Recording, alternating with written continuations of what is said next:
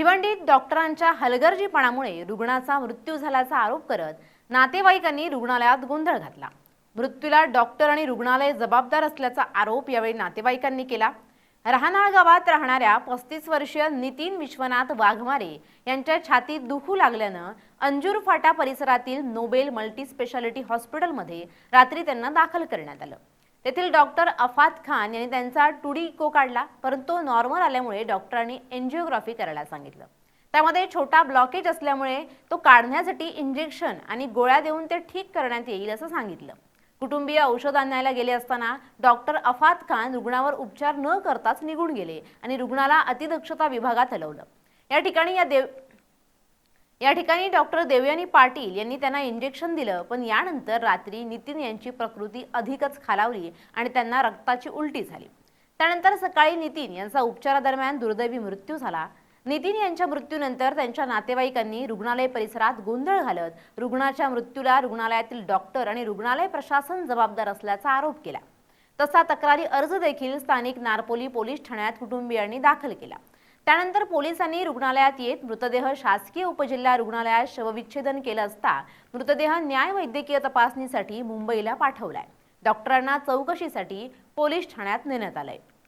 नितीन वाघमारे यांच्या मृत्यूला नोबेल रुग्णालय प्रशासन आणि उपचार करताना हयगय करणारे डॉक्टर जबाबदार असून मयत नितीनच्या मागे आई, पत्नी, एक 4 वर्षाची मुलगी आणि 2 महिन्याचा मुलगा हे पोरके झाले आहेत। नितीनला अगदी थोडासा त्रास असल्याचं डॉक्टरांनी सांगितलं होतं। मग असं काय झालं की नितीनची प्रकृती अचानक बिघडली, असा सवाल मयत नितीनचा भाऊ दीपक वाघमारे यांनी केलाय। मयत नितीनवर उपचार करण्यासाठी कोणताही तज्ञ हृदयरोग नव्हता।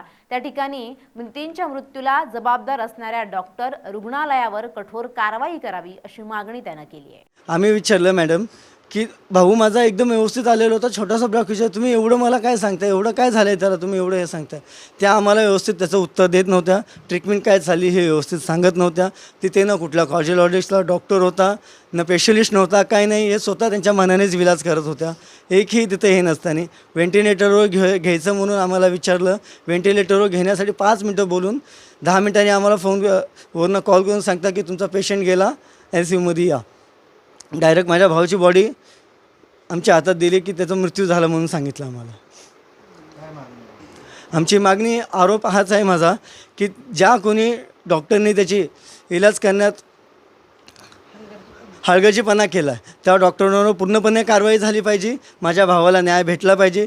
त्याची 4 वर्षाची मुलगी, 2 महिन्याचा मुलगा आहे, त्याचं कोण बघणार, त्यांच्याकडे कोण सांभाळणार? त्याचा पूर्ण परिवार त्याने उद्ध्वस्त करून टाकला ह्या डॉक्टरांनी। हे डॉक्टर यांच्यावर पूर्णपणे कारवाई झाली पाहिजे। यांनी पूर्णपणे माझ्या भावाला मारून टाकलेला आहे। माझा हा पूर्णपणे त्यांच्यावर आरोप होते। माझ्या पतीचा हॉस्पिटल आणि डॉक्टर यांनी जीव घेतलाय, मला माझ्या छोट्या मुलांना पोरकं केलंय। डॉक्टर आणि हॉस्पिटल यांना शिक्षा झालीच पाहिजे। या डॉक्टरांनी माझ्या पतीचा बळी घेतला असल्याची प्रतिक्रिया पत्नी आम्रपाली हिने दिली आहे। अशा हॉस्पिटलला, स्टाफला, सगळ्या डॉक्टरांना ना शिक्षा झाली पाहिजे। त्यांना त्या एक जीव घेतलाय, माझ्या मुलांना वनवास करून टाकले। आता मी हे 2 लेकरं घेऊन काय करायला पाहिजे?